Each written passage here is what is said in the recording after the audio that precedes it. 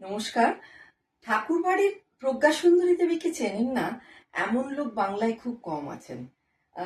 রন্ধন গবেষক হিসেবে তাকে আমরা সবাই চিনি, কিন্তু তার চরিত্রের অন্য দিকগুলো, তার জীবনযাপন, তার জীবনের ওঠাপড়া, সেগুলোর ব্যাপারে কিন্তু আমরা কিছুই প্রায় জানি না। তার বিয়ে হয়েছিল এক গুণী মানুষের সঙ্গে, আসামের সাহিত্যরথী উপাধিপ্রাপ্ত লক্ষ্মীনাথ বেজবড়ুয়া মহাশয়ের সঙ্গে। আর যার জন্য তার সেই কট্টর হিন্দু বৈষ্ণব শ্বশুরবাড়ি, আর এদিকে আহ, আমাদের কট্টর জোড়াসাঁকোর ব্রাহ্ম পরিবার, এই দুয়ের বিয়ের হওয়ার ফলে প্রচুর চাপানুতোর তাকে সহ্য করতে হয়েছিল। কিন্তু তাদের কিন্তু ছিল সেই যুগে প্রেমের বিয়ে এবং অদ্ভুত এক দাম্পত্য রসায়ন। তারা সারা জীবন কিন্তু দুজনে মিলে বয়ে বেরিয়ে চলেছিলেন। তাদের 4টি কন্যা সন্তান, কিন্তু প্রথম কন্যা সন্তান কিন্তু অকালে প্রাণ হারিয়েছিল।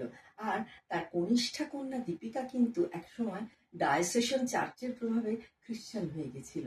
তাই এই সমস্ত ঝড়ঝাপটা বাধা বিপত্তি সামলেও সেই প্রজ্ঞা সুন্দরী দেবীর বেস্ট সেলার বই কিন্তু আমিষ এবং নিরামিষ আহার। আর তাকে নিয়ে আমার এবছরের বইমেলার বায়ো নভেলা অথ প্রজ্ঞা সুন্দরী কথা প্রকাশ করছে মান্দাস।